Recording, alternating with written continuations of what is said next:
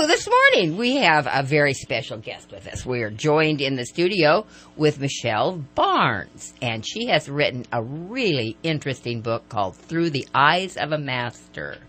I flipped through this last night, and there is some good stuff in here. Good morning, Michelle. Good morning, Michelle. Good morning, ladies. Thank you for having me on. So tell us about Michelle Barnes. Well, I was born and raised in Alaska. I'm 57 years old. I'm currently living on the central coast of California right now. I spent 12 years here in Redding, and that is where I got my start in CrossFit. How was it growing up in Alaska? What was that like? It was a wonderful place to grow up in. Alaska has changed a lot.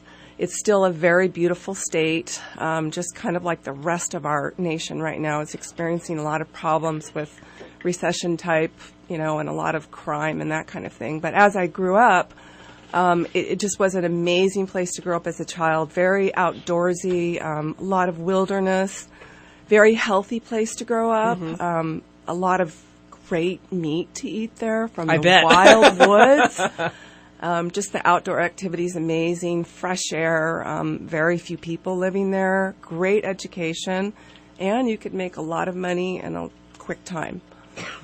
Great. So what prompted you to start thinking about writing? What else? Obviously you haven't had a career as an author as yet, but what started that process? When I was a teenager, I always kind of had this little nudge inside me that I just wanted to write a book, but I just never really had the courage. Didn't think I was educated enough. Just, the ego was always telling me, no, you can't do this. You're not good enough. And did you put thoughts down on paper a lot? No, though? I really didn't. And when I was going through this journey, through CrossFit, making it to the World Games, I was just thinking to myself, this is a time that you really should write this book. But I was still really nervous about it, and I kept praying about it all the time, and I got the confidence and I got through it. The biggest part was actually getting it published because I just was worried what people would think, and I finally just got past that and just got it out. Good book. Tell us about CrossFit. A lot of people don't know what CrossFit is. Well, I think CrossFit's been around for about 10 years or maybe a little bit more. It started in Northern California, and it's really taken over. What I really like about CrossFit is that anybody can do CrossFit, and that was one of the things I wanted to express in my book. Really, the competitive part of CrossFit is there's only between 5 to 10% people that really compete in CrossFit. So the rest is just normal, everyday, average people. Firemen trying to stay fit for their positions, kids that are coming up, trying to stay extra fit for their team sports and things like that. They have scaled movements, which means you can go in at any fitness level and do CrossFit. It doesn't have to be the same level that I'm doing it. Really, because you're competing more against you. You're trying to move yourself forward in your own every day that fitness. You go in, you're just trying to, improve your mobility, your range of motion, your mental attitude, and your fitness and your diet. Yeah, and I think the people I know that do it, there's like a camaraderie, of the people that get together. Definitely. That you're cheering each other on and getting your energy from that group. And they're like, wow, you couldn't do this yesterday or last week and you're doing it today. Good for you kind of thing. We all need that feedback when we're doing fitness regimens, especially just getting going. Definitely. Mm-hmm. And that reminds me that CrossFit is so involved in the community. They've been criticized as being a cult. But, we really stick together, and mm-hmm. when things need to be taken care of, CrossFit will jump in. Like if somebody is sick and maybe can't make it to work for a couple months and they've got 5 kids to feed, CrossFit, the group is going to get in there and help. Mm-hmm. They're going to do all kinds of things in the community to just boost the community. It's a wonderful endeavor. And is your book kind of about your journey through CrossFit? Is that what it's about? It is kind of experience and what it's done for you. Yeah, I talk about how I was raised in Alaska, because I think growing up, your environment is basically going to groom you, but not everybody has a wonderful environment to grow up in, and so I'm trying to get across that you can change that. You know, if you weren't raised in an active environment, you can still become active at any age. Sure, it doesn't sure. matter. And a lot of people just think, well, you know, I've never done anything physical, so I'm not going to be able to do it. And most people, let's face it, didn't grow up in an area where it was dark for months on end, and you really just couldn't leave your house. And then when you did, you went out and you stored up food and vegetables in a short period of time. And that you actually went out and trapped and killed your food that you were going to eat and grew everything else. And most of us didn't quite grow up like that. But That's very true. In reference to the book, I think it's just really important that people understand. I entwined those two journeys in there to let people know because, you know, I was 54 years old when I started CrossFit. Oh, wow. That's and amazing. I mean, I was fit, but not fit like that. And I am not fit like that now. That was 3.5 hours of training per day. That's a commitment. That's like an Olympic training schedule. Very much so. Right. And I will never be that fit again because I'm not going to give up, you know, all the other things that God has to offer here on this earth. But I do want to get across, you know, that you can, you know, reach your goals. And I just want people to know how important all the other aspects of health are too. And so the book talks about detoxing and nutrition and range of motion, like chiropractic, just all the different things that we need to survive now in the way that the earth is now. It's not like when we were all growing up. There's just millions and millions of chemicals out there that are affecting us, taking our health down. Yeah, And so really it's about wellness. very much A big so. picture of wellness. Yes. it is, and I think you bring up, and right after this break, we'll talk a little bit more about that whole nutrition part of the picture. Great. It makes. It's Thursday morning, so you're listening to Trish Clark. And Sharon Clark. And we're joined in the studio this morning with Michelle Barnes, and we're talking about her book, Through the Eyes of a Master.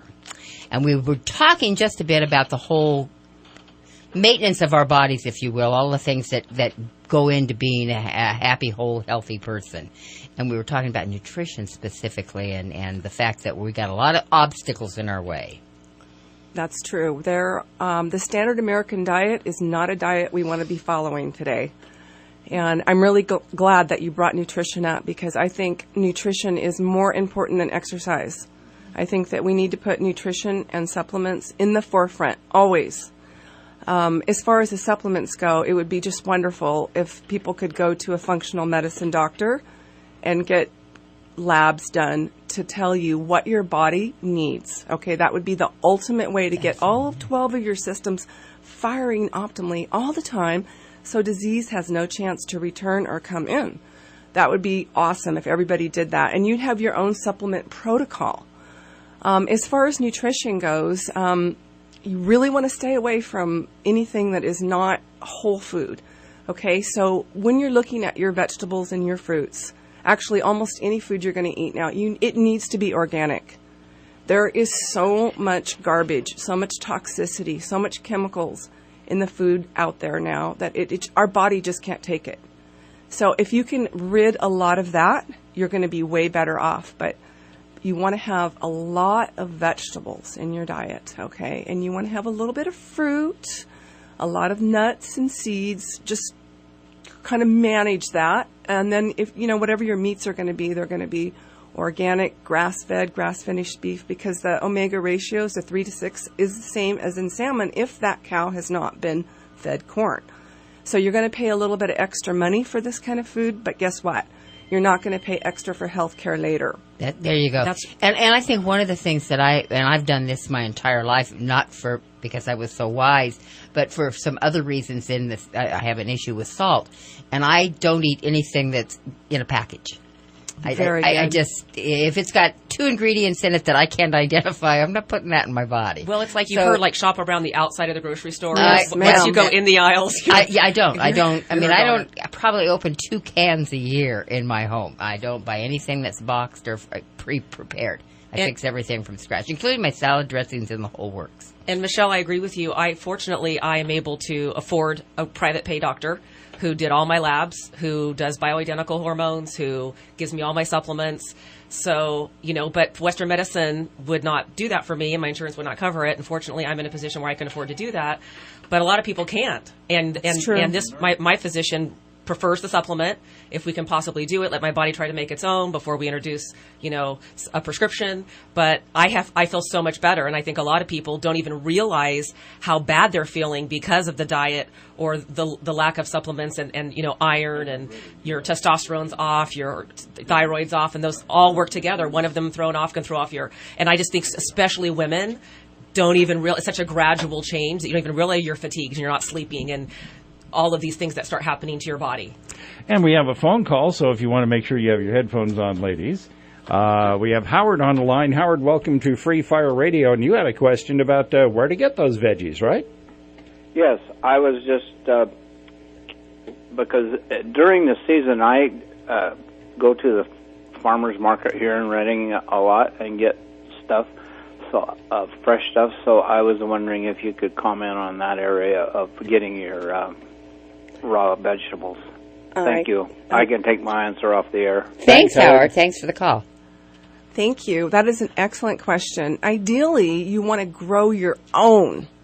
I mean, that is the ultimate way. And if you can get heirloom seeds, that is the ultimate way to feed yourself.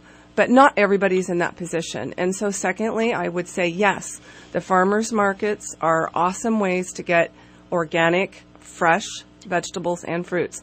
But you have to be careful because a lot of times people will get in there and sell because, it's all about money in so many different ways. And so you have to get to know that farmer so you can trust them. Yeah, if you buy something there and a week later it still looks perfect, because I bought stuff there before and I'm like, there's no way this is organic. 2 weeks later, it's not wilting. It's like the loaf of bread that lays on your counter, and 2 weeks later, it still doesn't have any mold on it. I think you're right. Wait a minute. In Roseville area, where my sister is, they actually have a company that will build your garden for you, maintenance your garden for you, pick the vegetables. You get to pick what you want. They give you a list, and then they'll leave them on your front porch for you when they're ripe. That's the kind of company we need in Reading, because I would totally dig that. That's amazing. It's a lot to maintenance a garden. Yes. And they can give you the seasonally what's going to grow, and I agree that's really the only way to guarantee that you're getting completely organic. How about the stuff you buy in the grocery store? Do they have to go through more certification to be sure it's organic? Well, the certifications for organic are different. I mean, it depends where you are, what state you're in, but like I said in the beginning, it's best to grow your own because you know exactly what you're doing in there. Because even some of the organic certifications, they are still allowed to fertilize those fields like once every 2 years. And it doesn't have to be organic fertilizer. So it's still going to be better than anything commercial. And that's what I was going to say. You try. I have a friend who absolutely made herself sick trying to do this. Everything had to be perfect, organic, what have you. I think that we have to recognize that moderation in some things. We're way better off if we strive to get everything organic and it's closer than anything commercial or out of a box. Right. We're way better off and way down the road. And you don't want to really wrap yourself around, oh my God, I've put something in my body that wasn't organic and now you don't want to go overboard on it. No, because, stress can affect you. Exactly. In a terrible way. And you need to manage your stress too. Okay, so Michelle, we've got this book that we've kind of danced around and talked about nutrition, but it's Michelle Barnes. It's Through the Eyes of a Master. How do we get a copy of that? You can get it off of Amazon, and you can also get it off of Barnes & Noble online. And then also, I have a wonderful website that has some very great organic recipes out there. It's www.michellevbarnes.com. Okay, that's great. And if anybody wanted to talk to you, do you want to give out a phone number? Or? They can get me through that website, but they can text me too at 530-604-6596. Okay, so a lot of information. I encourage you to pick this book up. I skimmed through it last night after Carl gave it to me. Lots of good information and insight about a healthy body and a healthy mind and how to get there. Thanks for joining us, Michelle. Thanks for joining us Thank so you much. so much for having me on, ladies. I really appreciate it.